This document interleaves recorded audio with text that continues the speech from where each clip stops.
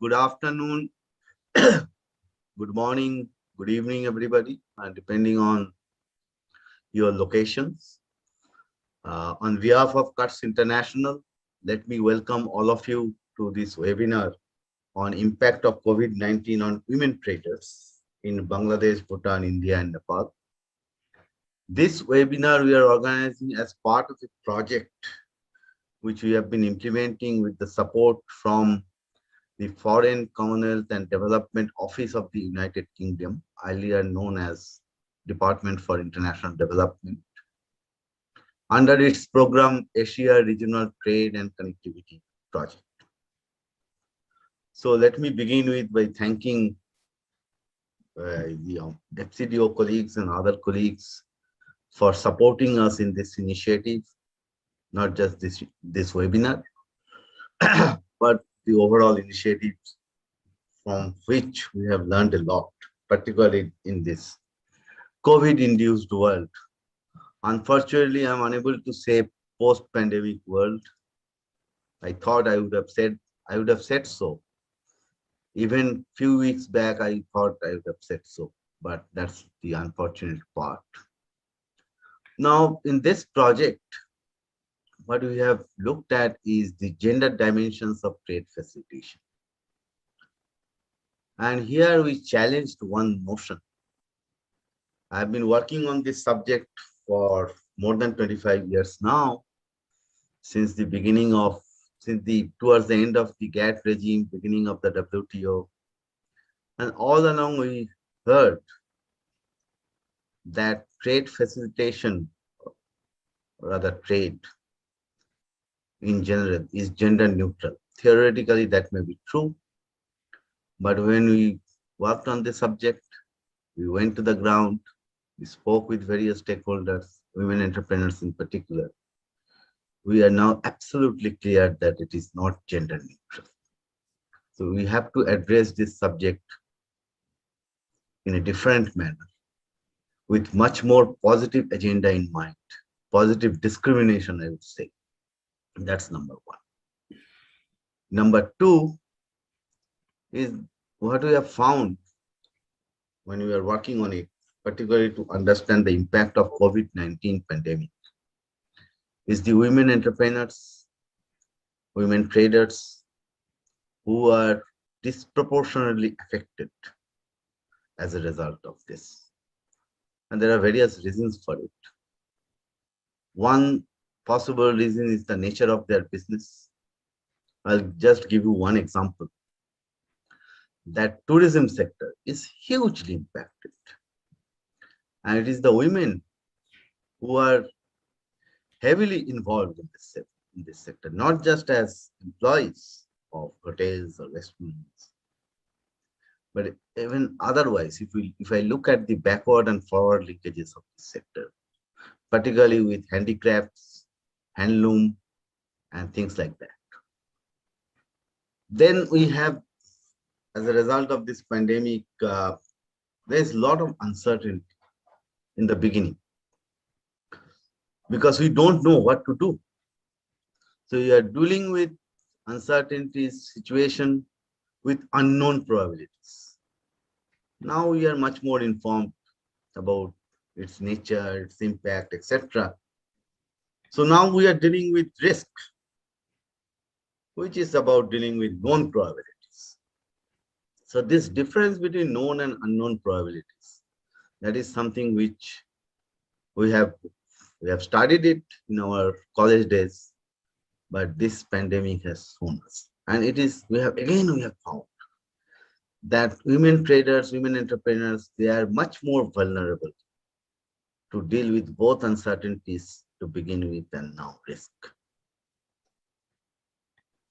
The third and final important thing which I would like to say in my opening remarks is that when we talk about resilience or post-pandemic recovery, if we want to make it more resilient, we have to have a positive agenda, positive discrimination in favor of women entrepreneurship. Otherwise, I don't think that if we, let's say 10 years, 15 years down the line, if we face a similar situation,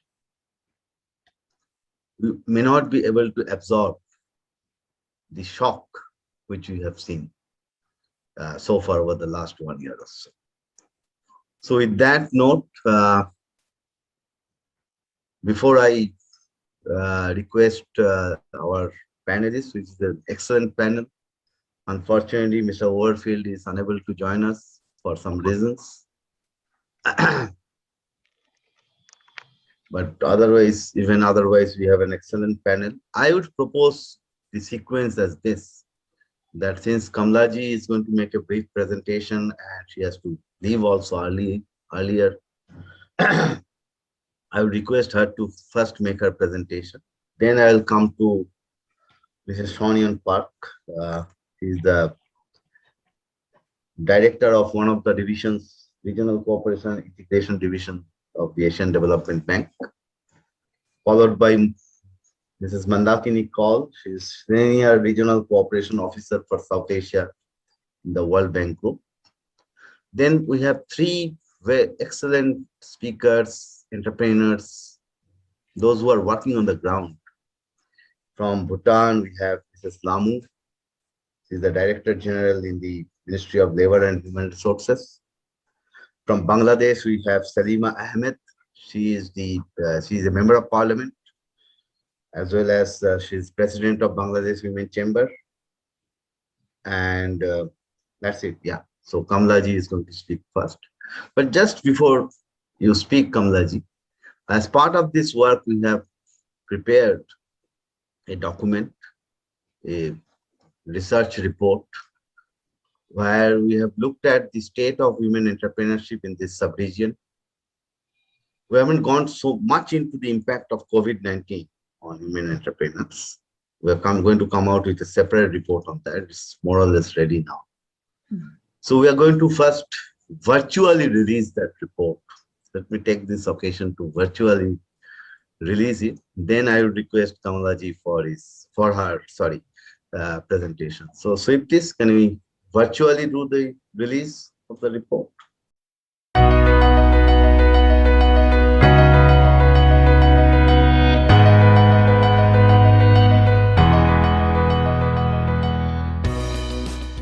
Thank you, Swifties. So Kamalaji, over to you, finally.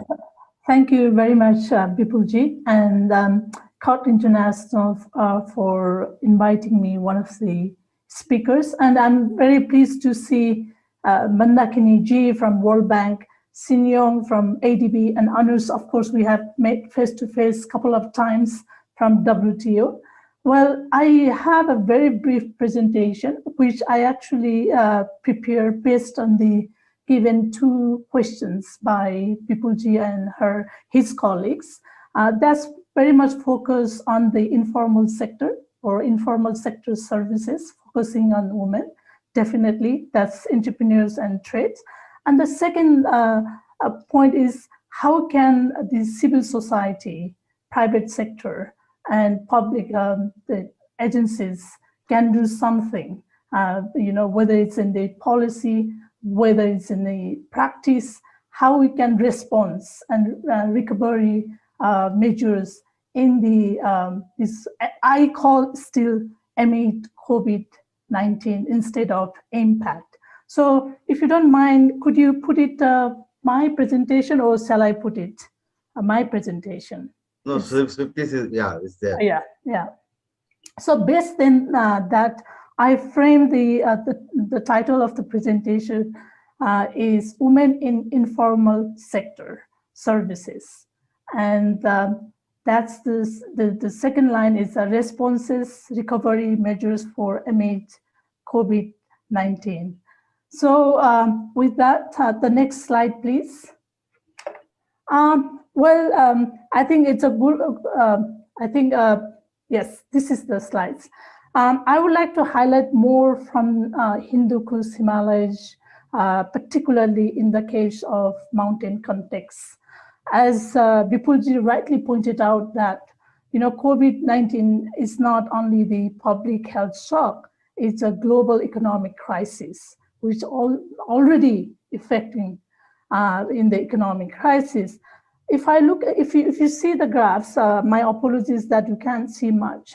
Ishimod has also done some kind of impact of the COVID-19, looking at the more on the livelihood option perspective. So if you look at the HKH region, the livelihood option, particularly micro, small, medium enterprises, more depends on the agriculture base rather than industry. If you look at the graph, which I refer from our the document published by Ishimod, well, agriculture-based micro, small, medium enterprises, which are more linked with the informal sector services. Now, if you look at in India, 36 million, this sector employ 60 million people. There is also the workers, laborers that are actually engaged within that sector. Whereas in Nepal, more than 2 million job generates. And as Bipulji rightly pointed out, that is the tourism sector, and that links with the handicraft, maybe even the agribusiness that link with this tourism sector. But what happened? This has been hit hard by the COVID-19, and I would like to emphasize over here not only the women entrepreneur or the trader, but also the workers here who are engaged in these enterprises. Next slide, please. So next slide, please. So that's why the question comes, how can civil society or the private sector fill in the gap, the gender divide, business and trade? I came up with this idea because, now is these, the two sector. One is the woman entrepreneur itself, and where the other one is those who are working in these enterprises. I think we need to give an emphasis, from World Bank and then ADB and also WTO. I think we shouldn't forget those who are working women as well. So I put it in a way that the protection versus promotion. If you look at then the social protection, or we call the social security as well, that's where the civil society has been giving a more emphasis on for instance, the child rights issue, women rights issues. But I coming up some kind of, the things which indicator or the criteria that has been or should focus even in this situation is the insurance package, which is very essential to look after, and definitely the workplace safety. And if they are working in, most of the women who are working in this enterprises sector or even in any company, I'll give you an example in the brick sector, which I'm engaged here at Ishimod, looking at the brick sector, male and female workers. Women are the one who are working in most unskilled labor. I think we need to upgrade that skill as well. I think that's where we need to emphasize. And also the livelihood diversification, as Bipulji rightly pointed out, that if the resilience capacity, which we need to diversify their livelihoods, not only sticking in one sector or activity, particularly, perhaps we need to more diversify or supplement their livelihood opportunity, which we need to focus. In the meantime, also financial literacy, which need to more focus on how to save money for these workers as well, and definitely the education for their children. That has to be given more emphasis, or they have been given by the civil society INGO. Whereas in the woman entrepreneur, whether in the business or the trader, that has more on the promotion side. Definitely the emphasis has given, for instance, ADB, World Bank, even WTO has given more emphasis during this crisis, the financial soft loan. The government has given that one. Also given the access use of digital technology and platform, which the last March 11th, most of the women who raise their they express that they are actually using the digital platform at the moment, selling their product, which is tremendous actually. Similarly, I think we need to also strengthen the inclusive supply chain and support this women-led business. I think I distinguish these two in very separately, and then private sector has been given more emphasis on the promotion side, and also in the protection side. I think this needs to be very much emphasis when we are dealing in the informal sector business and trader services. Next slide, please. This is my last slide. But how can we raise the voice of these women who are working, the micro, small, medium enterprises, also the workers? I think it has to have, this research. I put it in this, three angle.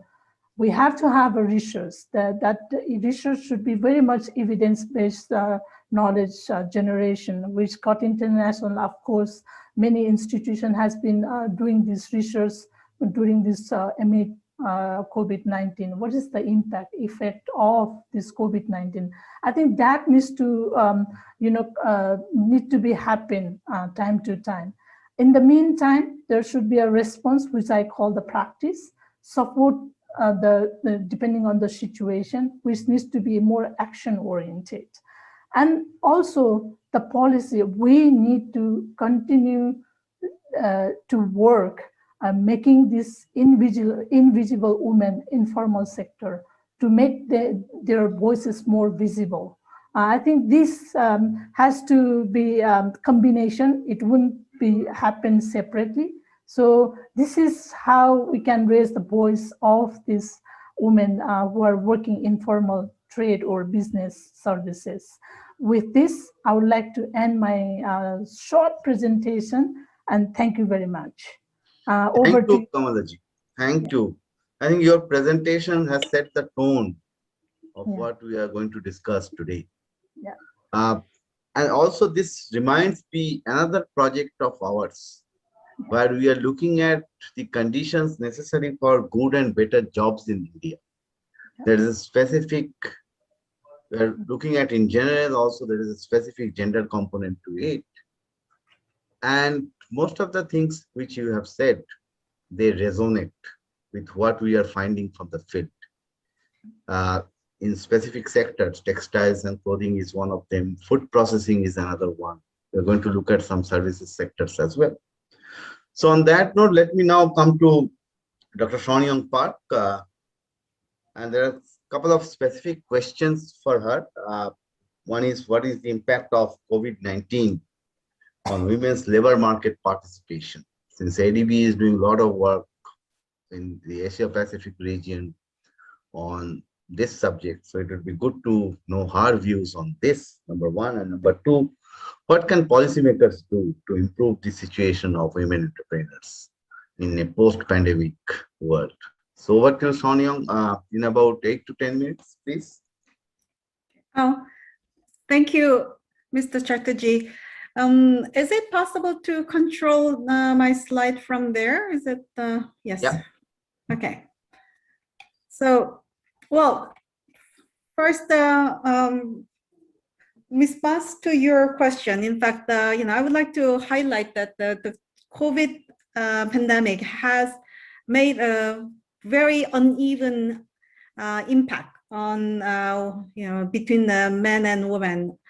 And well, it's not necessarily because the coronavirus actually knows the gender of the person and then attack the women separately, but it is because this the pandemic situation perpetuated the existing discrimination and existing, the disadvantage that the women have been facing in the workplace, and then also in household, and then even the social, the situation. That are the reason that why we see the women have been hit even disproportionately more by the COVID-related economic impacts. So can we move to the next slide, please? So the women have faced a large sort of a disadvantage for a really long time, a lot by their employment status, also the sometimes it's the cultural norms and various other sort of social the barriers, and these have resulted the women in lower paying and then low value adding jobs, especially largely concentrated in informal and small scale businesses. Next slide, please.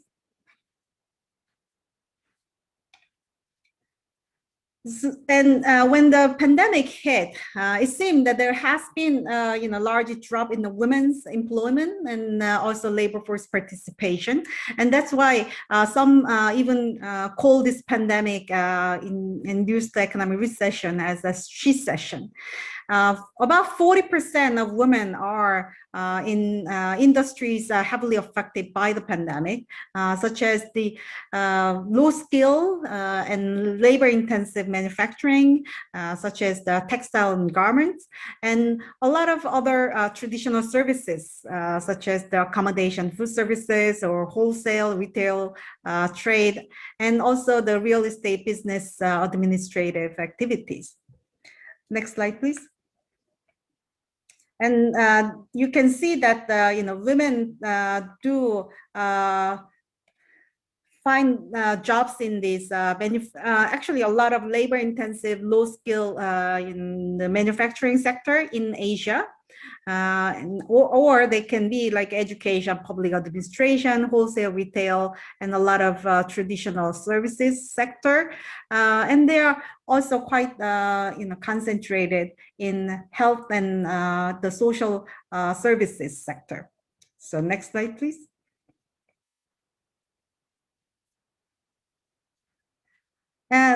Asia Pacific also have large, female workers in an informal sector. This is, the average of the women in the informal sector are about 65%, which is higher than the global average at around 60%. And there's a great variation across economies in the region, but women, especially in South Asia, can or some other region can be very likely in the informal sector. Over like 90% of women are found in the informal sector in Nepal, compared to more high income economies such as Korea, Japan, or Brunei. So next slide, please. While the men are more susceptible to contracting the coronavirus than women, somehow this work environment of a lot of women made them very vulnerable to the disease, because many of them are found in the again the healthcare, personal care, or other even the services industries. And then these services sector tend to require more human-to-human interactions. And because of this, for countries where we can find the data, 65 to 75% of the COVID infections among healthcare workers are women. And these it's actually not the numbers that are available in Asia, but these are based on the numbers in Western economies. But the situation are likely very different, especially if we count women devoted in personal and then other traditional services sector in Asia.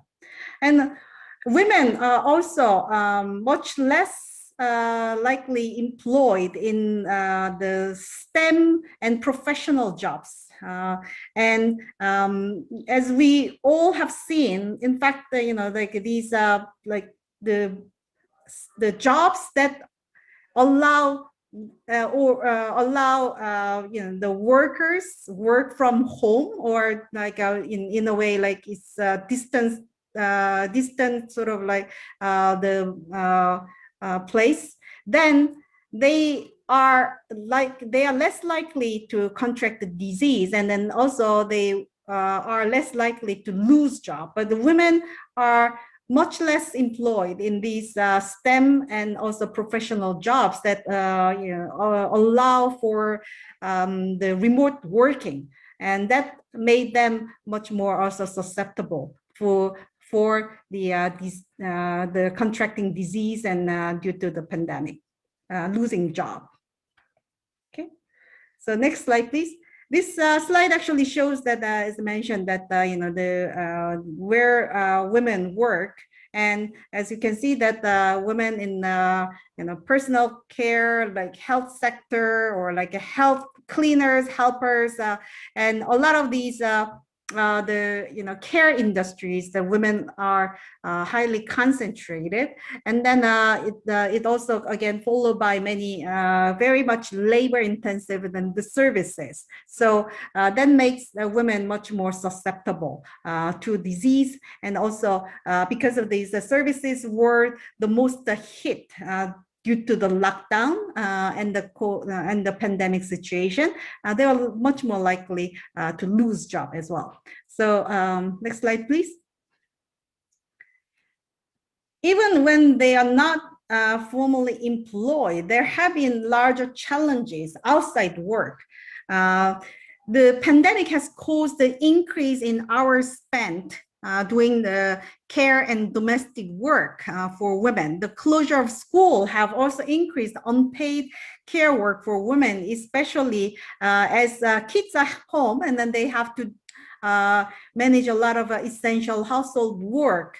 While fathers not really necessarily taking the equal share of this childcare or household care responsibility. Lockdown have also limited women's access to healthcare, including the family planning services.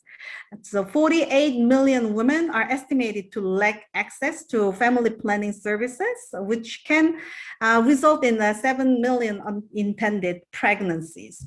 And the health routines of women are likely being affected than those of men for both within and outside the cities. Can we move to the next slide? That actually shows the increased outside unpaid care work for women compared to men, and also the women's also the vulnerability of missing out on the health routines due to COVID-19. Next slide, please. So what are the other risks that some girls and women are currently also facing? The pandemic has increased the risks that for women and girls, because there are increased reports of domestic violence, either sexual, emotional, or physical, due to a worsened mental health and an increased alcohol and drug use in many developing economies. As distance learning has become norm during the pandemic, due to the COVID, there's a disruption which might cause a longer-term impact on girls. In some, for example, there's a past sort of experience in Africa due to the Ebola outbreak shows that the girls are more prone to physical and sexual abuse, early marriage, or unplanned pregnancy. And due to economic concerns, some family have been forced to marry off their young daughters or engage them in also the a very bad sort of work situation, or the transactional sex. And these it's a little less likely in Asia, as it's not really more pronounced in Asia. Also, some examples in the South Asia, this is a bit less likely because the girl's family need to give dowry during the marriage, and then the pandemic actually makes their household financial situation worse. It's difficult for them to marry off their daughters. But there are many other risks for girls, as the girls are girls that stay out of school for extended period, and then which may actually lower the probability for girls to return to school. So this is something that we should be more concerned about. So next slide, please. So what can policymakers do to improve the situation? First is to enhance the social services and the health protection, especially as women are overrepresented in informal sector, have no access to insurance or social services. Moreover, women in the healthcare sector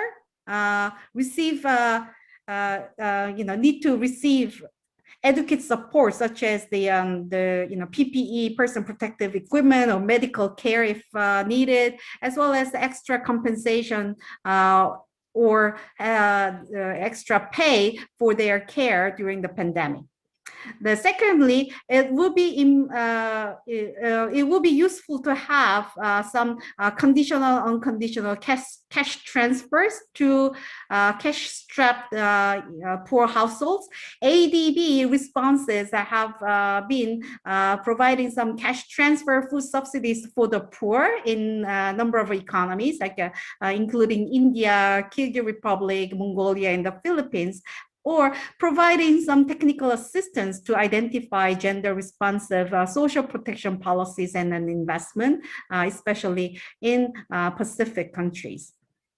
Next would be the provision of targeted support for marginalized girls and boys. As mentioned earlier, the girls face an extra risk of domestic abuse, and also if they are out of school for a long time, they may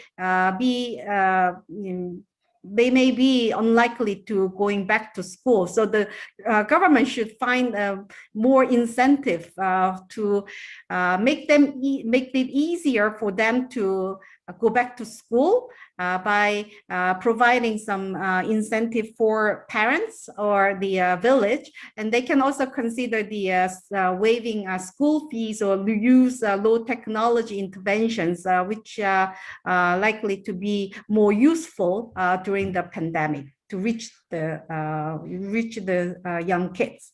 So next slide, please. And as we prepare for the post-COVID recovery, the government should create more gender-responsive, education and then training policies.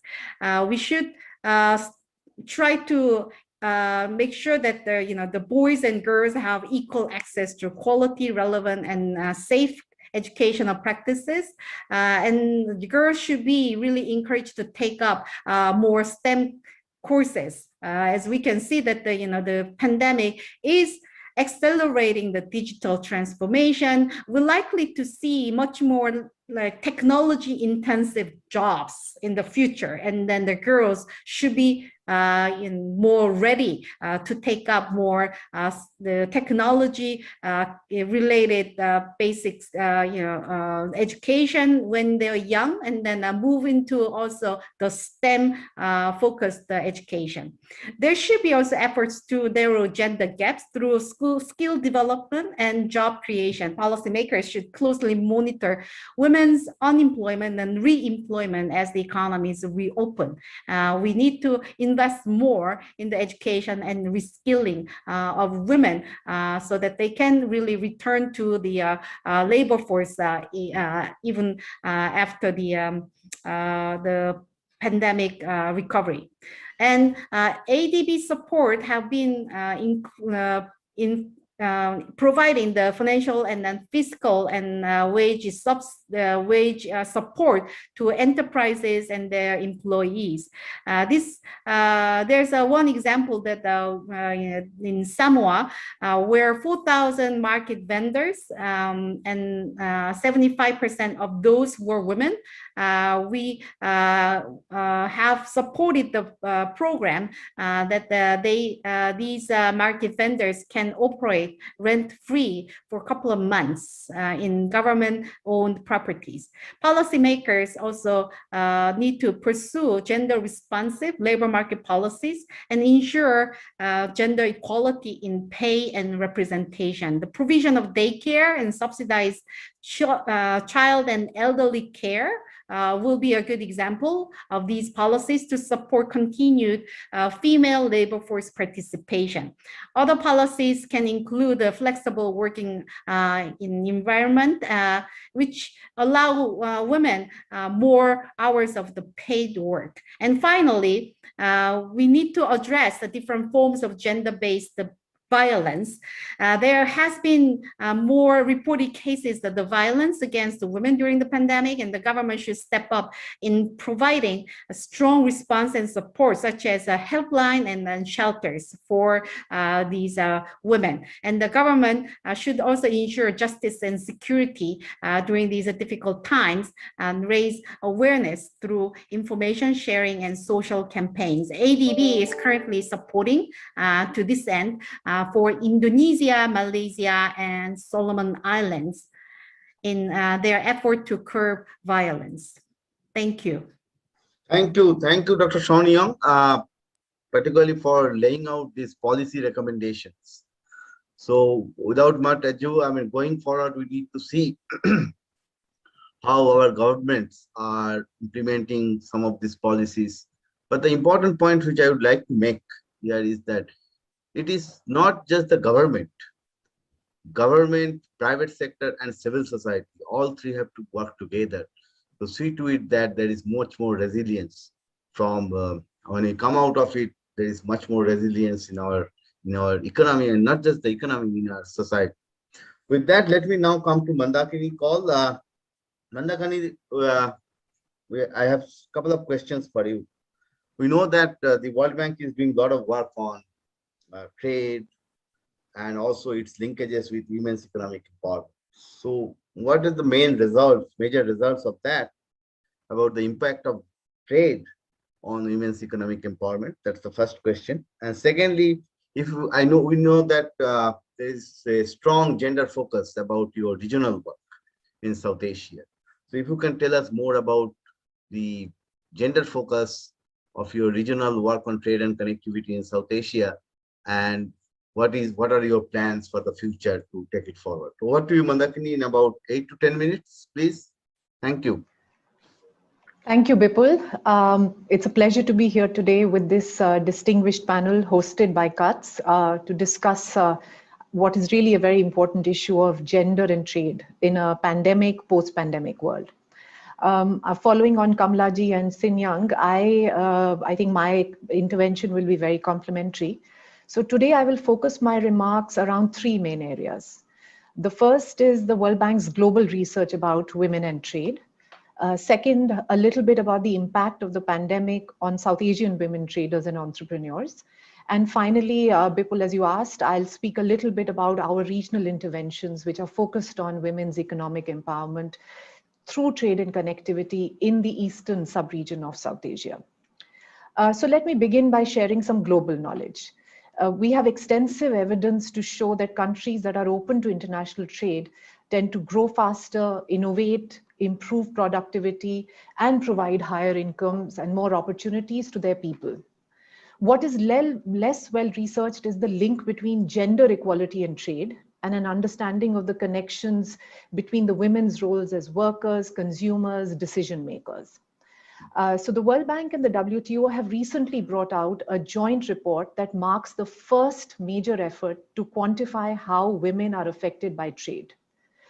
This has been done through a gender disaggregated labor data set, and I would really urge everyone to have a look at this because this is really unique and seminal in the way that it's bringing together more research out in terms of gender disaggregated data. So let me highlight three important findings about the promise that trade holds for women. First, trade can dramatically improve women's lives by creating new and secure job opportunities, enhancing consumer choice, and increasing women's bargaining power in society.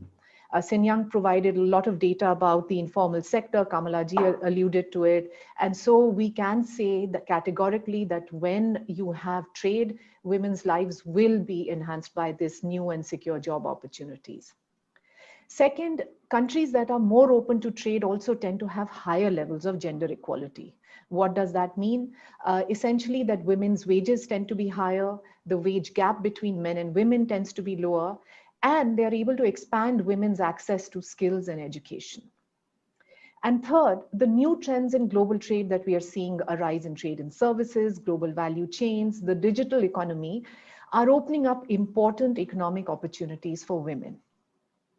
However, and of course, the important rider that for women to reap these rewards, governments have to understand how trade policies tend to affect men and women differently. And this is something on which we are doing more work, and I'll come to it a little bit later. Now, moving on to the pandemic, globally research shows that regardless of an economy's size and level of development, women are disproportionately vulnerable to the disruption caused by COVID-19. This is due to many factors, including overrepresentation in sectors hit hardest by the pandemic, as well as pre-existing gender disparities. I won't go into details, but there are several studies and surveys that describe the impact that has been on women-led enterprises. So for instance, Kriya University did a survey in India, which showed that 1 in 3 women-led enterprises were either temporarily or permanently closed. Another survey conducted in Bangladesh showed that 41% of female entrepreneurs had to close down their business operations altogether after the pandemic. What we have seen is that South Asian governments have actually announced several stimulus packages to provide liquidity support to businesses. However, access to these packages continues to be limited for female entrepreneurs due to several traditional bottlenecks. Various surveys have been conducted across South Asia that highlight the need to support female traders and female entrepreneurs in 3 main areas. The first one, and I don't think this will come as a surprise to anybody, is access to finance. We are already aware of the traditional limitations that female entrepreneurs and traders face due to lack of collateral, due to lack of knowledge and unfamiliarity with procedures, which is only exacerbated by the pandemic. Second, the shift to digital has the potential to be a great equalizer for women to bypass a lot of the traditional trade barriers that they face.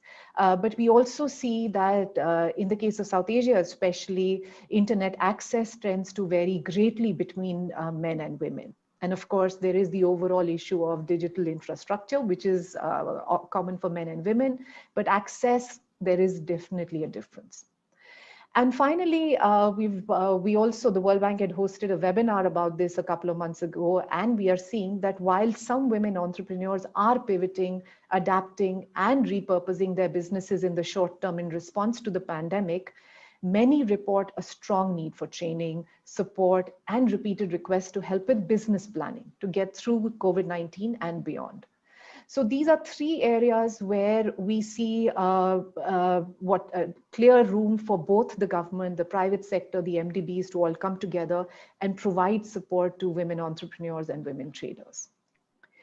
Finally, Bipul, you asked me to talk a little bit about our programs in South Asia. So let me turn to the World Bank's work on regional cooperation, integration, and rice. We call it the RICE approach: regional integration, cooperation, and engagement in South Asia. We have recently updated our approach, which is available on our website, and I would encourage you all to have a look at our RICE approach in South Asia. That's what I work on.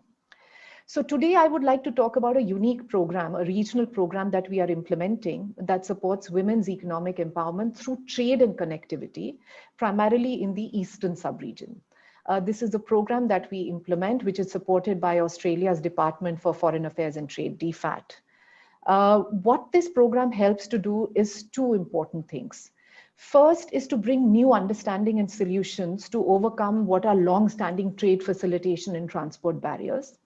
And the second is to actually inform the World Bank's own regional and country investment decisions so that they focus primarily on economic benefits for women, and also to spotlight the negative impacts of connectivity and infrastructure that may well arise from some of these operations. So these are the two areas that we work on specifically through this program.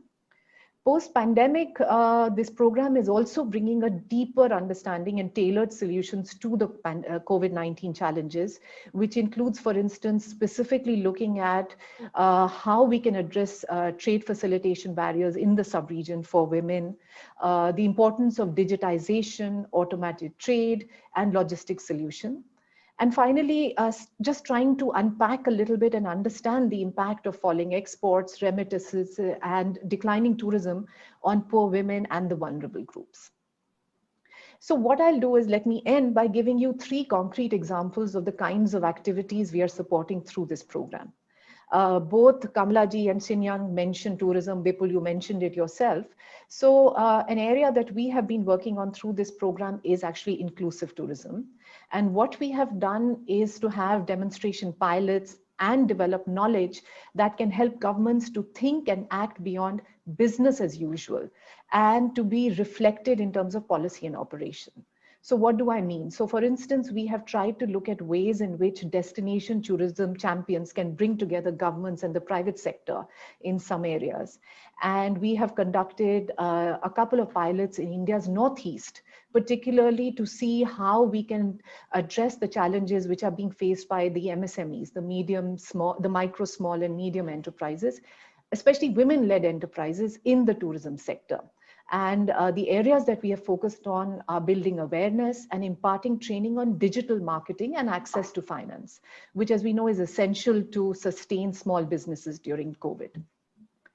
Another area that we have been working on is the challenges for women-owned SMEs due to poor logistics, transportation services, and to see what are the changes that are needed to be made in infrastructure and regulatory environment.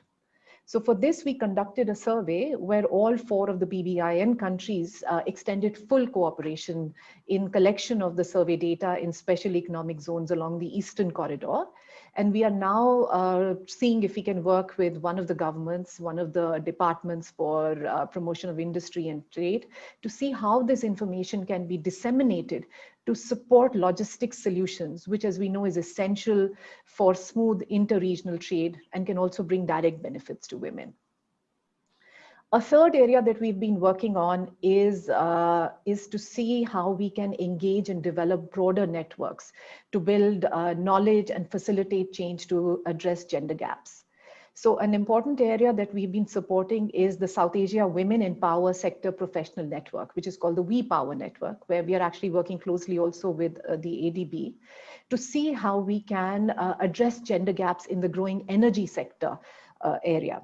And this comes back to the point of how do we bring more women into STEM? How do we bring in the private sector? How do we bring everyone along? So the We Power Network is an important area that we are working with and supporting.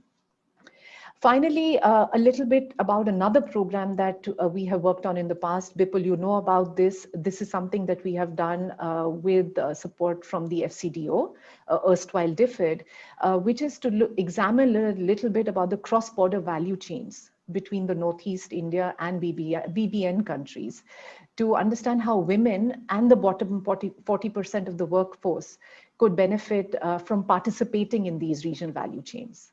And we have looked specifically at spices, fruit and vegetables, bamboo, medical tourism to see how some of this, in a sense, the work that's often done in terms of analytic work can be operationalized.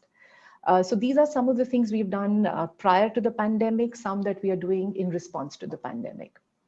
I'm conscious of the time. Bipul, you asked for 8 to 10 minutes. So let me end by saying that trade can expand women's role in the economy and decrease disparities by giving women more and better employment opportunities. seizing these employment opportunities will be even more important in a pandemic and post-pandemic world. So let me stop here. Thank you. Thank you, Mandakini. You are more or less on time. So I have a question for you, which I'll come back to you later. I mean, given the fact that I'm sure you must be aware that India has come out with this new National Trade Facilitation Action Plan for the next 4 years. And for the first time, there are specific provisions for facilitating women traders to do more and more cross-border trade. And this report which you have released today, this is also going to be very useful for your own work on trade facilitation in East and South Asia, particularly the gender aspect, gender dimensions of trade facilitation. So on that note, let me now come to Mrs. Ahmed. You have heard the speakers so far, and one thing which is particularly striking is that while governments have announced a number of stimulus packages, but they are, in some cases we have found that they are not working on the ground, and there are various reasons for that. So my question to you would be that, knowing that there is no point in repeating what we know, but what next? How we can do things differently so that they can work on the ground? Let's not look into this formal informal dichotomy all the time, but what needs to be done so that government stimulus packages can be more effective for our small and medium, micro, small entrepreneurs, particularly those which are led by women. So over to Mrs. Ahmed in about 8 to 10 minutes, please. Thank you, Bipulda, and thank to Katz for always bringing me in this very important event, which is very close to my heart.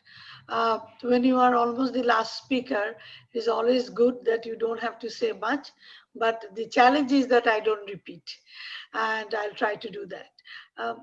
As all of us know, the crisis, what has happened with the women entrepreneurs. But Bangladesh, and I'm sure the other countries, has also declared a stimulus package. So let me just speak on for Bangladesh. The interesting thing is that, you know, about 200 billion taka was announced by the government to give stimulus package. And 5% was supposed to be distributed to the women entrepreneurs. So Bangladesh Women Chamber of Commerce and Industry, we have around 7,000 women entrepreneurs who are direct members, but we work with more than 50 to 60,000 women entrepreneurs. And when we are doing a research, and we found almost 80 or 70 to 80% didn't receive anything from the stimulus package. Some did. But interestingly, in a newspaper I found, and also from the central bank, that 5.7% has been dispersed, which is more than 5% allocation for the women entrepreneurs has been dispersed from the stimulus package for the women entrepreneurs. Now the question is, then who are they? Who are these women entrepreneurs? So these are the big companies where women entrepreneurs are also holding a major shareholder, and they are taking that money. So the SMEs are in big crisis because that quota has been finished, because that 5% has been done. So bankers are showing that, government has given a stimulus package and we are doing so. So currently MSME in women in business are in very bad condition. And when we are thinking of planning again for the Ramadan and the Paila Baishak is coming on the first Roja, first Ramadan. So again, we are missing that opportunity. And again, a second wave has come. So whatever we have were supposed to come back, that comeback has been again stopped out. So what we have now, the solution, the solution is that what we are thinking is about the credit guarantee scheme, because many bankers are not comfortable of giving it to a very small entrepreneur or a micro entrepreneur who doesn't have that assets or anything in their name. One of the things also we have found that the exporters, when you are talking about the traders or the cross-border trade, there are many women entrepreneurs who used to rely on trade fairs. They used to go to the Nepal trade fair, they used to go to the Pragati International Trade Fairs or the Sri Lanka Trade Fair and used to sell their product. They could not participate. So this whole year that participation has gone. So these small exporters who are actually traders, they have lost that business. Another agri producer also has lost business because especially on the COVID situation last year, the mango producers, the lychee producer or the agro processors entrepreneurs, they couldn't do anything. Because one, they didn't get the product because that time Bangladesh was in shutdown. So whole thing was still in a crisis. And when we talk about the border heart, I think for the small entrepreneur, this is a really strong avenue. But even now, things are now almost to shut down. So we have to see that we need to give an enabling environment, but with a small cash now. Either it can be a stimulus package, either it can be donation, either can be whatever the form, the name can be, but a sum of money is very important for the women entrepreneurs, and not only for Bangladesh, but for this region to restart their business. And also the good thing is that women entrepreneurs was shy in using technology, but from this COVID situation, they have learned about it. So new avenue also has started. So now we need to build their capacity so that they can use this technology, come into the digital market.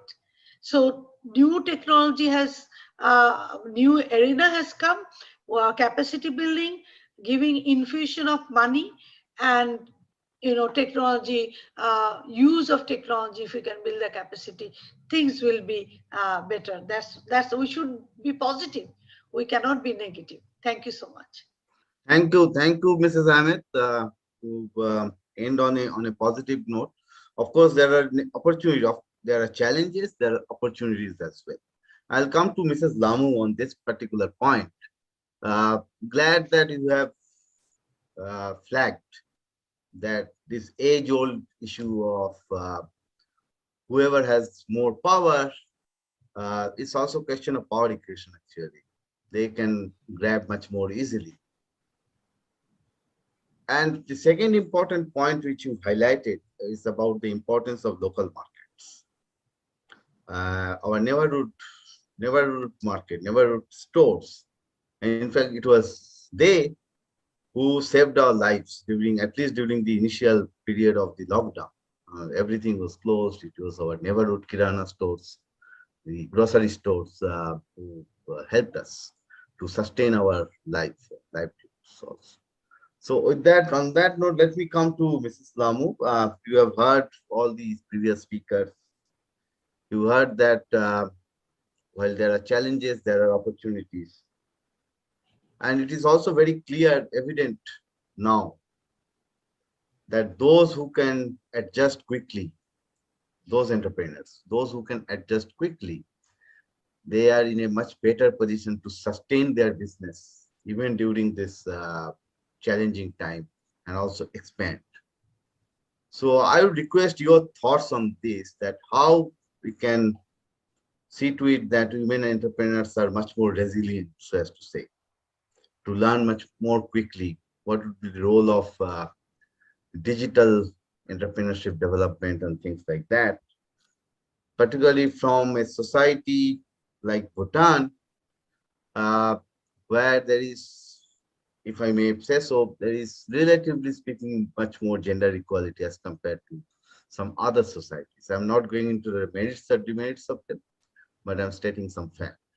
So over to you, Mrs. Lhamu, in about 8 to 10 minutes, please. Thank you, Mr. Bipul. And just to start off, as we all know, the pandemic has heightened inequalities and also reversed strides that were made in the area of gender equality. And the year of the pandemic, 2020, it marked the 25th anniversary of the Beijing Platform for Action and all countries were ready to report their progress to the Committee on the Status of Women. But ironically, the COVID also happened in 2020, and we were very sad to see that many and much of the progress that has been made, it suffered a setback, and mostly in the economic empowerment of women and gender-based violence. So findings from the World Bank and United Nations have also shown that the impact from the pandemic, it weighs heavier on women, mostly in terms of the rising domestic violence reports that we have all heard on the media and also seen at home, and also due to lower earnings. It really impacted the earnings from women. And mainly because women also had to take on the increased care responsibilities at home, as many of them were in the informal sector. All across the world, women were also left out of COVID-19 response and recovery plans because women's absence in decision-making and policy-making roles, it actually impacted that. That is why women were also left out of COVID-19 response and recovery plans. And in around 30 countries, what was found was that women accounted for only a quarter of the decision makers on COVID-19 response panels, handling the health emergency and the economic consequences. The global survey that was done also found that 7 in 10 pandemic frontliners are female, yet, although they were there in the front lines, they were largely left out of the decision making in the response and recovery plans. So against that, according to the UN, in the wake of the pandemic, an additional 47 million women would have fallen into extreme poverty in 2021 due to the fact that they are overrepresented in sectors that have been badly hit, such as retail, hospitality, care, and domestic work. So coming back to Bhutan, it is also true that women entrepreneurs in Bhutan have been very badly affected, and the sectors that they are engaged in have been the hardest hit, and many have had to look for alternative means of livelihood, sometimes not so successfully, as their resilience was not so strong. And many of them had to discontinue existing lines of work or professions, especially in the running of micro enterprises, import and export businesses, cross-border trade, beauty and care, hospitality, and the service industries. Because as I also said in another webinar, the tourism sector was also very badly hit. And women were there in the hospitality and service, a higher proportion were women in these industries. Also, turning back to gender-based violence, a violence against women and girls study in Bhutan, which we conducted before the pandemic, found that about 45% of women experienced one or more forms of violence in their lifetime. There was also recorded a high tolerance towards violence, around 53% of women saying that violence was acceptable in certain circumstances. So during the pandemic, Bhutan also recorded a spike in gender-based violence, given the high prevalence rate that was already there pre-pandemic.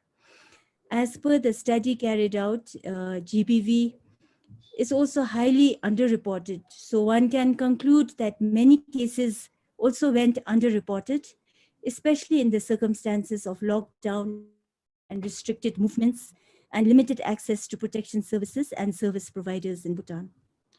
Frequent lockdowns, school closures, and increased health risks also led to increased care responsibilities at home, which disproportionately affected women, and many had to give up their sources of income.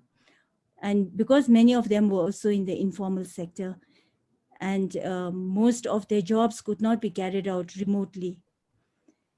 So this actually exacerbated social, emotional, economic tensions within households, which led to that increase in domestic violence and poverty, especially for households that were already vulnerable. So in December 2020, a webinar was conducted of 19 Bhutanese women entrepreneurs by the Bhutan Media and Communication Institute, which already works with CUTS International. And Ms. Veena from CUTS International also attended that webinar. And this was just before the second lockdown in Bhutan. The participants highlighted how the pandemic had increased their unpaid care work burdens at home and at the same time affected their micro and small businesses such as local fashion houses, which depended on tourists, flower nurseries, sanitary pads because of raw material constraints, and beauty parlors, just to cite a few examples. And also how they had to look for alternatives such as producing face masks during the COVID period. But there was not a lot of alternatives also that were available to them. They shared that although many credit schemes existed, women found it difficult to access financial support. They also lacked ICT skills, which made advertising and selling their products online during the COVID impossible. The women entrepreneurs during the webinar also felt that they missed the opportunity to use digitalization and technologies to overcome their challenges presented by the COVID.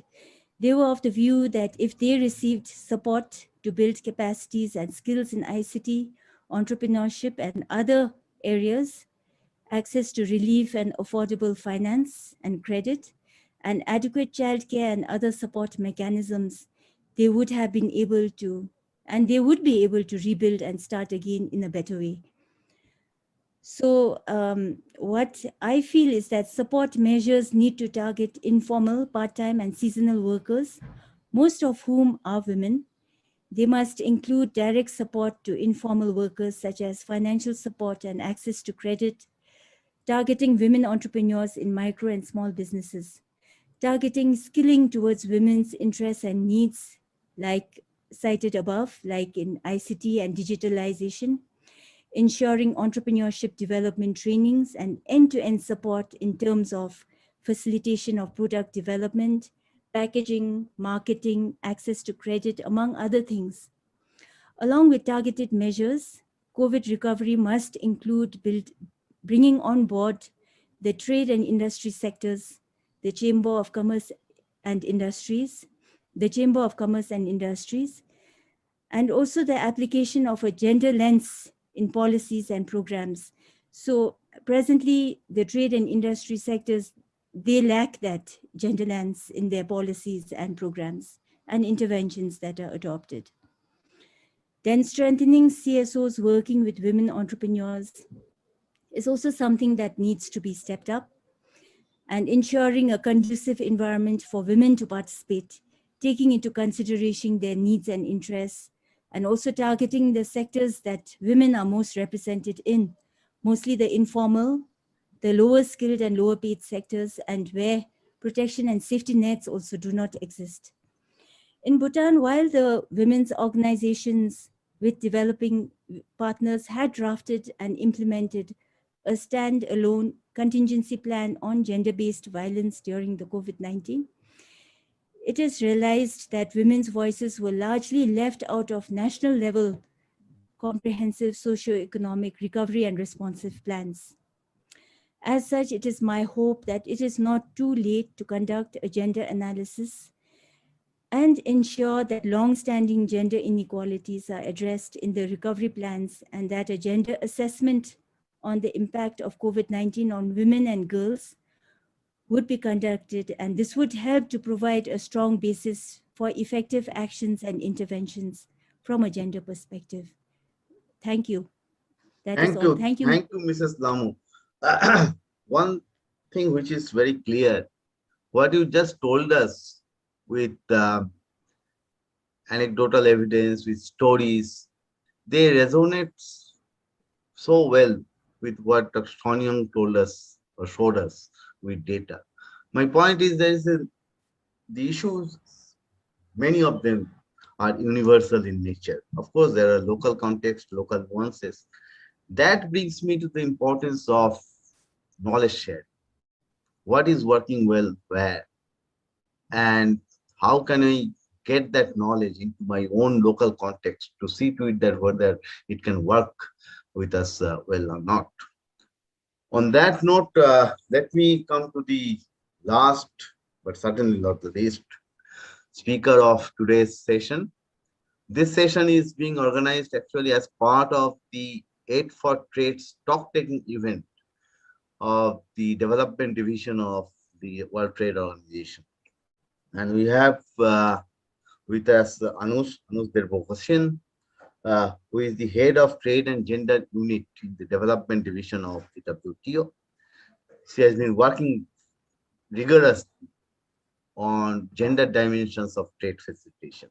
So Anoush, after hearing all this, what are your thoughts on how we can make women traders more comfortable in doing cross-border trade, particularly through land ports? So let's hear your thoughts in about 10 minutes. So thank you very much, people, for inviting me in this great panel. There are some things that I will not repeat because this is, made. The distinguished speakers before me have painted the picture pretty clearly. Maybe I would like to focus more on the issue of women entrepreneurs and how they were a bit more affected by the COVID crisis, and focusing on specific issues. And women entrepreneurs have been hit hard because they are small. And if we look at the BBIN region, about 42% of women-owned businesses employ less than 10 employees, and 22% between 11 and 30 employees. So this is, the vast majority of women-owned businesses are very small. And we've seen numerous studies from across regions highlighting and demonstrating that small businesses have been hit the hardest. So, and it has been said also by other speakers.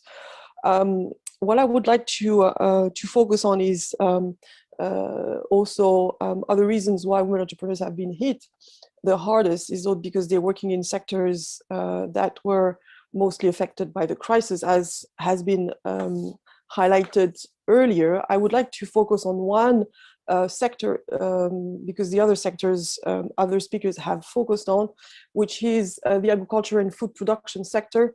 You mentioned these food markets. Actually, if we look around the world across regions, we've seen that many informal food markets where female farmers as well entrepreneurs were selling their products have been closed. And often we've seen that in the past, these markets were very much undervalued. And now, as you said, these markets have saved lives, basically. And for example, if we're looking at some of the figures, in most developing countries, about 80% of livestock product is sold in those informal food markets. They are located where consumers do not have access to supermarkets, for example. And in the livestock product sector, about 2/3 of the world's 600 million poor livestock keepers are women. So we see that women play an essential role in food and especially protein providers, especially for poor consumers. So this is a very important aspect of this issue. And so basically creating dedicated and specially designed structures adapted to the pandemic could be an answer to keep these markets open. I think also women in agriculture working with obviously perishable goods, and they have lack of storage capacity. If we look at the BBIN region, 32% of women entrepreneurs work in agriculture. So this is quite an important sector for these women entrepreneurs. And again, talking about informal cross-border traders, they also face difficulties due to the pandemic related to sanitary norms, but I will expand on this a bit later. I also wanted to focus on the tourism sector. It was mentioned before, but I also wanted to show that it's not just those women who have, let's say, tourism businesses. It's also all the businesses that are linked to the tourism sector.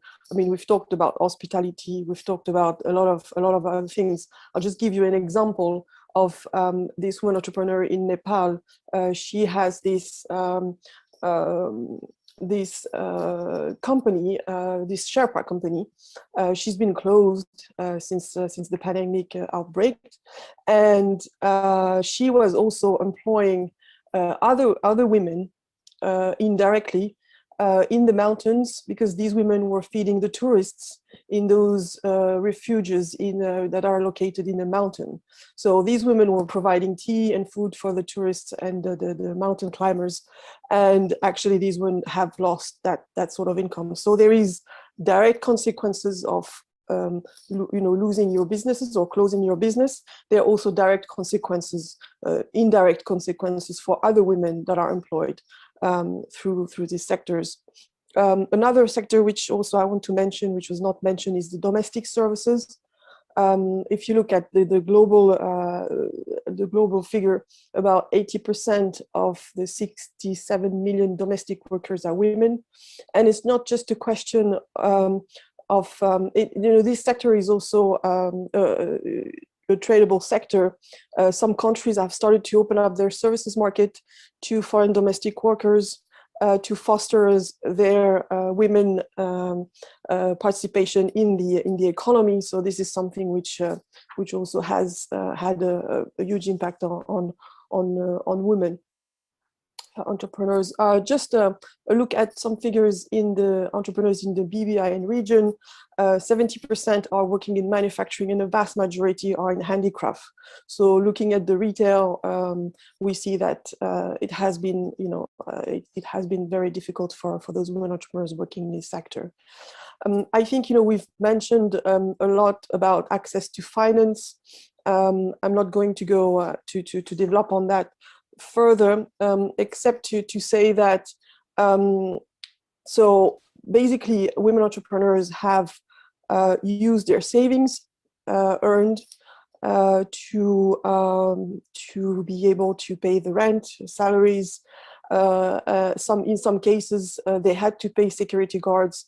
We see, for example, in Afghanistan, they had 50% of the businesses of businesswomen had to keep at least one paid security guard to maintain workplace safety and to keep the stores out of danger. So this is also something that, these kind of expenses we don't think about, but this is quite important.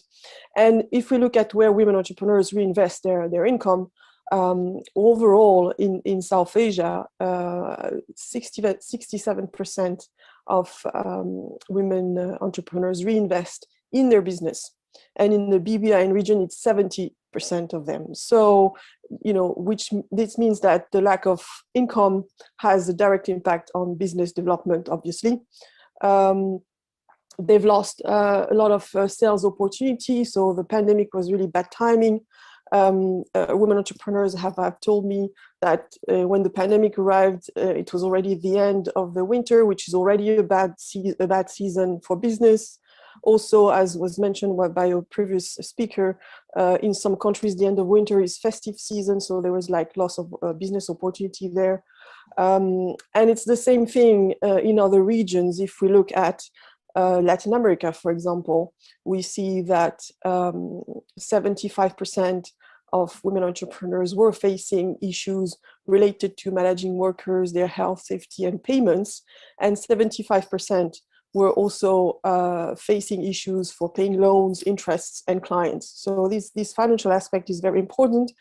And unfortunately, they don't have access to the different financial packages that were set up by governments.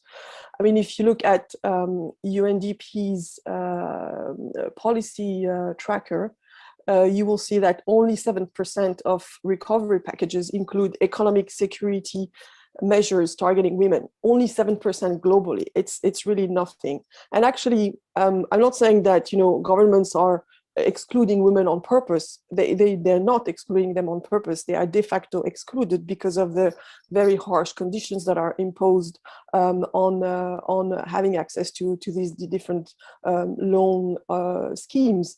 For example, in one government, the condition was to have access to the loan on the basis of 50-50 co-sharing.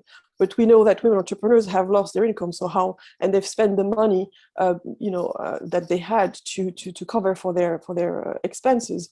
So they don't have the opportunity to co-share this kind of loans. In other countries, you have the different schemes that are set up by governments, especially in one country in the agriculture sector. This is something where women work a lot, as we know, as we've seen. So they had to, but they didn't have any specific conditions for them. So they had to compete with men. And often they said that they were sidelined in these situations. Other examples, in a developed country this time, we see that, for example, the packages are targeting companies where they have employees. And the vast majority of women entrepreneurs in that country are actually self-employed. So they don't have employees, so they can't have access to these stimulus packages. So basically, the lack of access to finance is a key one. We've seen that. And there are spillover effects from this.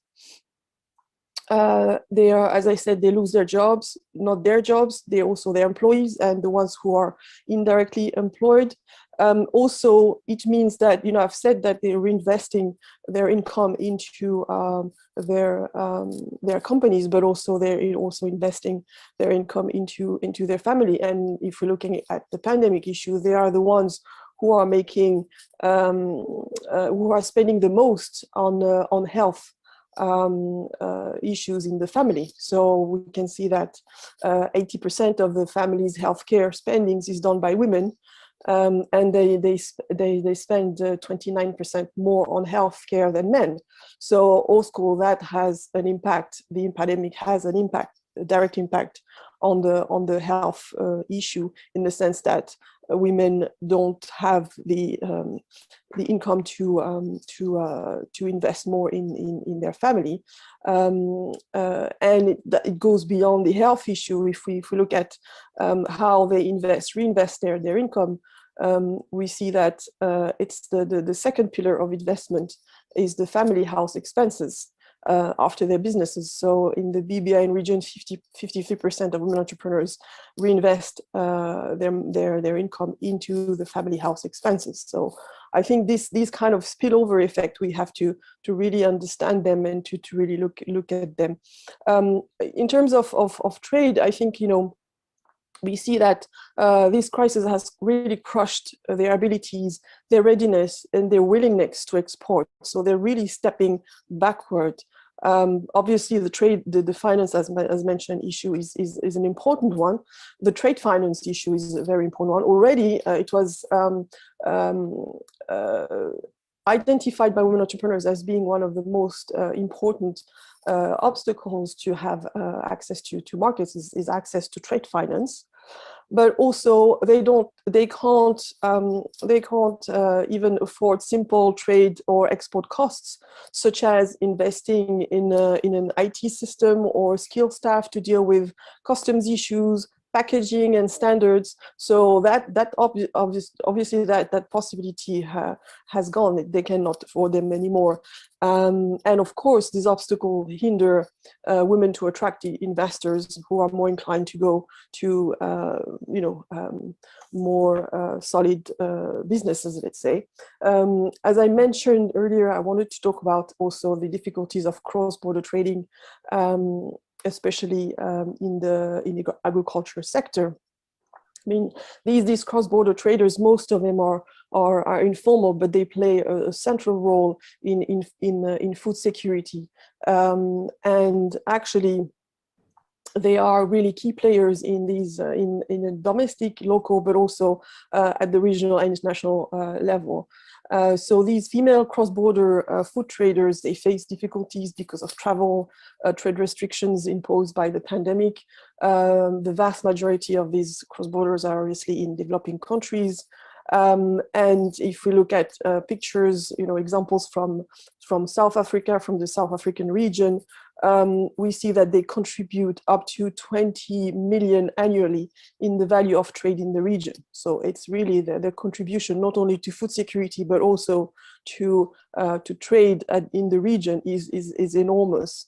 And so they provide food to places where the supply is lacking, fresh food. For example, if we look at, I'm taking examples in West Africa because I don't have examples in South Asia, unfortunately. But I think it's quite relevant still that in West Africa, for example, we have a food deficit in the region, and these traders are in essential food, let's say, they account for about 30% of total trade in the region. So this pandemic has slowed down trade facilitation. We've seen at the borders a lot of traffic, which is stopped, borders, drivers being tested, trucks being fumigated. Also, there is a lot of mistrust on both sides of the border. Drivers have to be tested again, and women entrepreneurs are, caught in these confusion. And another thing which I wanted to highlight is that at the border, there is a lack of adequate infrastructure. This lack of infrastructure was already a big issue for women cross-border traders, but with the pandemic, it's even more of an issue. For example, if you look at toilets at the border for women, sometimes they don't have even soap. So how can you wash your hands, or how can you keep yourself healthy if you don't even have access to this basic sort of infrastructure at the border? So I think that that lack of infrastructure has prevented from women being safe from the virus.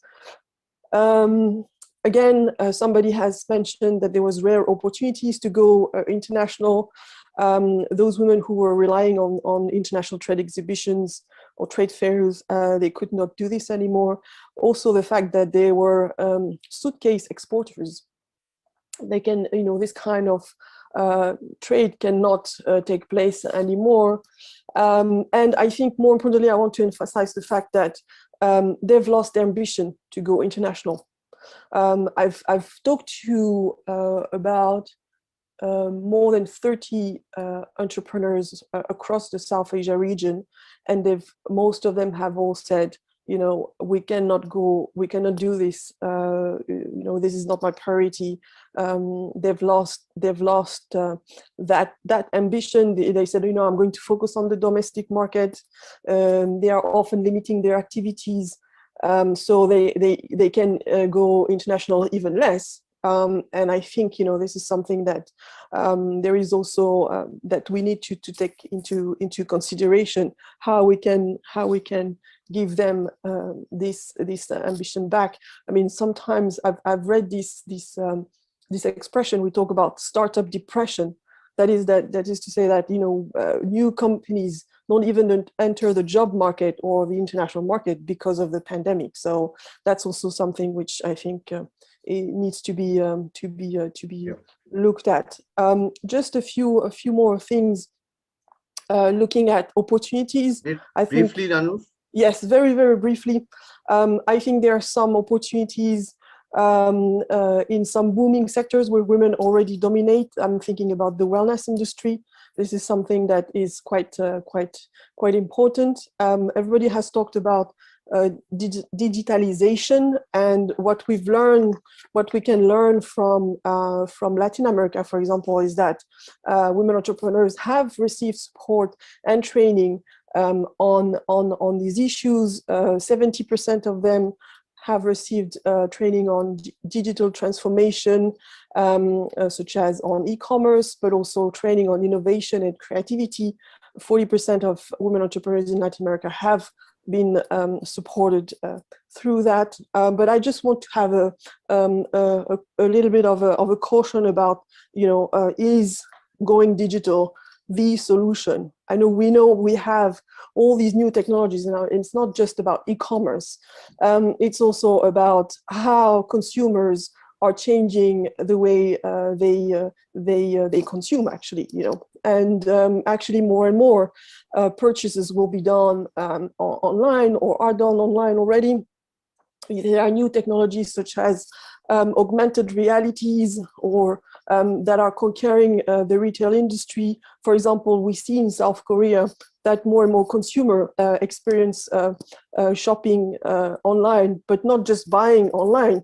It's just they're using augmented reality to try the products, including cosmetics, and it gives them also a certain sense of security, protection against the virus. So doing this kind of shopping experience, obviously, they appeal to virtual assistants to help them in their choices. So the real, the women who are working in those shops, the physical assistants, they are no longer needed. Also, automation has been accelerated due to the COVID pandemic. So I think this is also some issues that needs to be integrated in when governments also design policies. Again, on consumers' patterns that are changing, there are also more consumers are looking also at authenticity, where the products are coming from. They also want to know, there are opportunities, consuming opportunities that are created in the circular economy, for example, but also business opportunities. So these are things that will probably have a big impact on women entrepreneurs. And as somebody said, they need to be ready for these changes.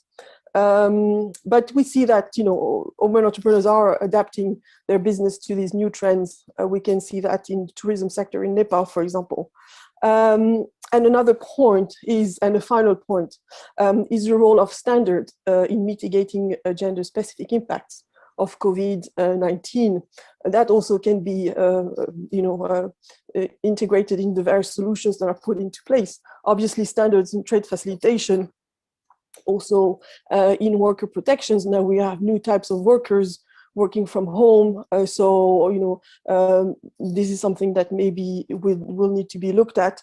And also, there is this issue now of defining women entrepreneurs and designing an international standard of what is a woman entrepreneur. There is currently work led by the Swedish Department of Standardization and the International Trade Center, and they have come up with a proposal to have a standard defining women entrepreneurs, and this could be also very helpful, especially in government procurement, in accessing government procurement markets.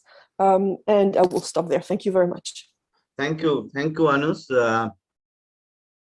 I mean, overall, I think that today's webinar is so rich in content. So I have no intention to summarize it. We have already overshot our time. Anyway, the long and short of the story is that there are severe impact of COVID-19 on our economy, and not just on our economy, on our society. And women entrepreneurs are perhaps disproportionately impacted as a result of this. But at the same time, there are opportunities. So, and opportunities are there in various spheres, various spaces.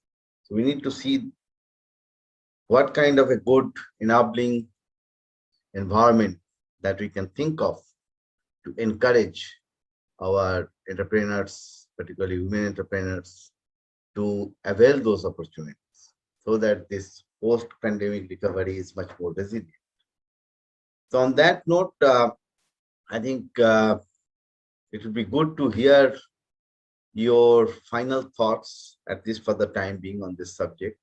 So what I would do, I would give 1 minute each to each of you, and for your final thoughts on what next about the positive agenda on this subject.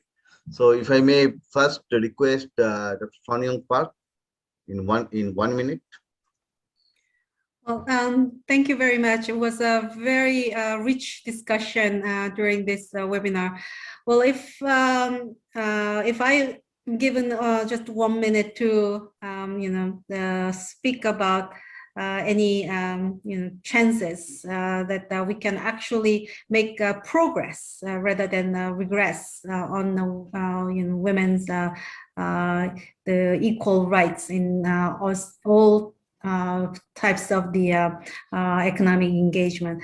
I would really like to emphasize that we need to think of like what the future work really will be like, and then how we ensure that the women do get equal opportunity in participating in the labor market.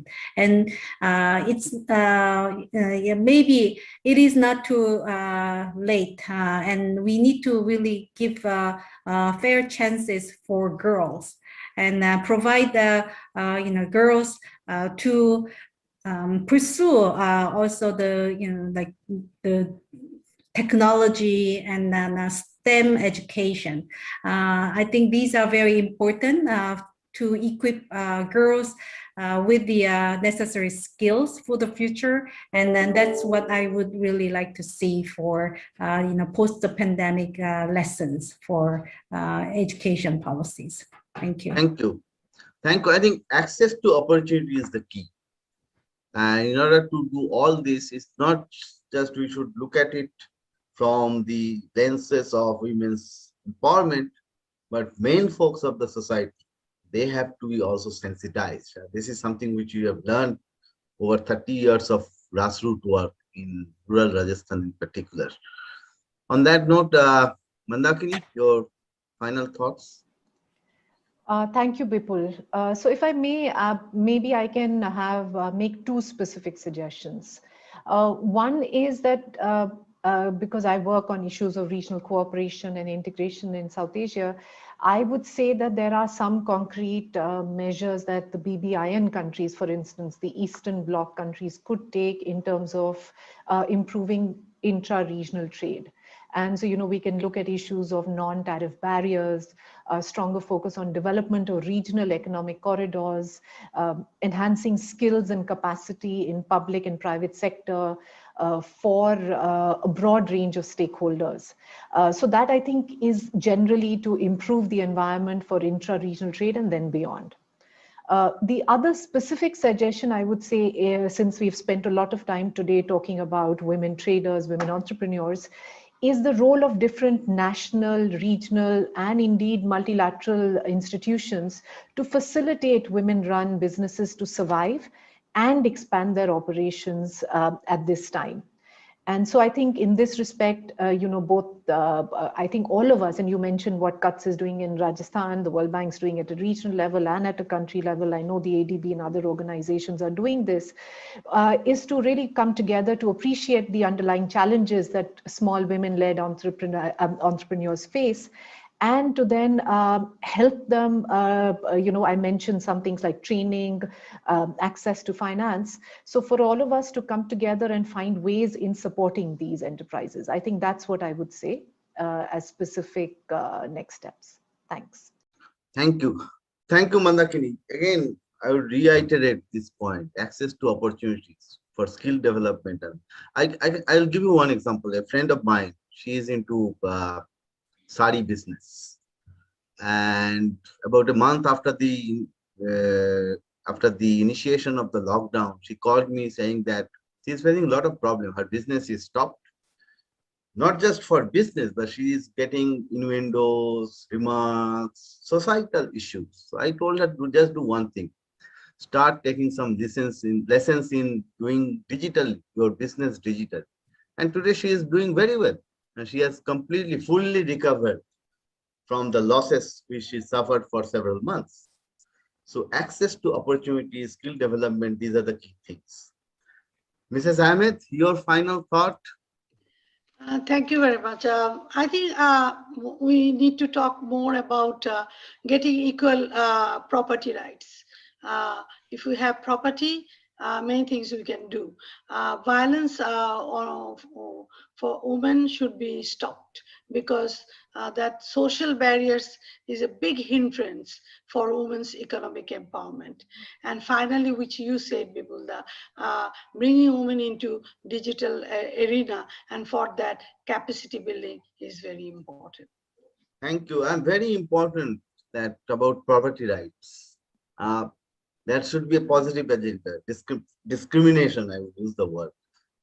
Of late in our country, we are giving land pattas, land rights to the women of the household, of a household. So these kind of positive things which we need to do on the ground. And this is not going to happen overnight. You see, it has to be, there has to be a process, and we have to be patient and passionate, at the same time objective, taking into account various balancing factors in order to take this agenda forward. We need to talk about it more. We need to have dialogue on it. Thank you. Mrs. Lhamu, your thoughts? Thank you, Mr. Bipul. I would like to leave 2 action points on the table. One is the need to really do some proper assessments on the COVID-19 impacts of women, especially in the trade and industry sector, women entrepreneurs. And because if we are to take targeted action, we have to have that information, that specific information. And the other thought, the other action that comes to my mind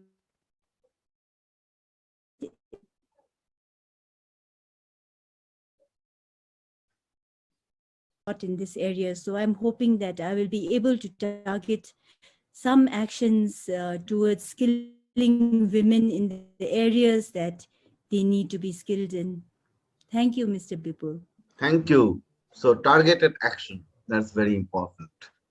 So finally, Anoush, again, your final thought. We know that, just to tell the audience, cross-border informal trade is a very important factor for food security at the local level in particular, at the household level in border areas in particular. And this is what we have found in South Asia, Eastern South Asia in particular. And this is more or less same in various parts, various regions of the world, particularly the developing world. Anoush, trade facilitation, what are your final thoughts? I think my final thoughts will be a bit more general. I think, often when governments have, designed policies or set up programs, they do it and then they include gender afterwards, realizing, oh, there is this, we should do something about this. Actually, I think they should embed gender from the start. And it's not such an easy thing to do because when you don't have the data, when you don't know where women are in your economy, whether they are entrepreneurs, small businesses, or part of a bigger company, or they are just workers in which sectors, if you don't have that data, you will not be able to have policies or programs that target the needs of women in the adequate way. So I think this is something which, maybe a call to governments and also other stakeholders, not just governments, to really gather that data, to understand that knowledge. And maybe another point, looking at women entrepreneurs, I think they need to be given a voice. They are not listened enough. They are not, women associations, women entrepreneurs associations at the national level, at the regional level. They do so much amazing work, and they don't have a voice. They don't have a seat at the table. And I think they should definitely. Thank you, Anoush. This reminds me one thing, that if, let's say, 10 years ago we were organizing this program, then by now we would have received a call from somewhere in Delhi, and why are you talking about trade and gender linkages? This is another form of non-tariff barriers, sanctions, etc., etc. And today we are discussing it in a much more positive manner, with a positive mindset, forward-looking agenda. So this is the good change which has happened over the years. And this is a gradual process. And as we make progress economically, societal manner, these positive changes are bound to happen. It's not that positive things are not happening. Several positive things are happening. Sometimes we are not even noticing them. So data, and there are stories behind data, positive stories. And that's something which you need to take into account more and more, and do awareness generation, dissemination, capacity building to take forward this agenda. So on that positive note, let me now request our mentor, Mr. Pradeep Mehta, for any final remarks on a subject on which he has been thinking more than 35, 30 years, and he has very good grassroots experience on a subject like this. So what do you say? Thank you very much. Thank you for those very complimentary remarks, Bipul. Well, I mean, generally, I would like to think about issues which affect our society, and particularly the kind of discrimination which happens against the female sex in the society. So there are a lot of root problems which impact trade, which impact the economy as well. When you said access of opportunities, it comes out from that root problem of the kind of disadvantage that a woman faces, and the hesitancy which she has in trying to break the barriers, or as they say, to break the glass ceiling. Now that requires a lot of effort, and therefore conversations like this are very important, very, very critical in order to raise the flag as well as raise the crescendo, which is so important. This has been recognized by the Sustainable Development Goals as well, and these are issues which we must be able to continue to have conversations, including thinking about affirmative action programs on specific issues. Like one example which came up was property rights. Things are happening, changing in India, and they will continue to change in other parts of the world as well. If a glossary of this kind of a document on the kind of affirmative action programs which are taking place are documented and shared widely, that this is how you can advance and particularly attack the root problems of the discrimination, then things would be much more better. With that, let me also thank you all once again for a very rich discussion, and I'm sure we'll be having more of these conversations in future. Thank you very much. Thank you, and let me join Pradeep and other colleagues in once again thanking you. Very positive, we are ending on a very positive note, and we will continue to pursue this agenda. Now, one positive impact among various other positive impact that we talked about is COVID-19 is that both Pradeep and me are bearded, and that's a positive. And so we are using less water and contributing towards the betterment of the environment. So on that positive note, let me thank you once again and say bye for the time being. Thank you.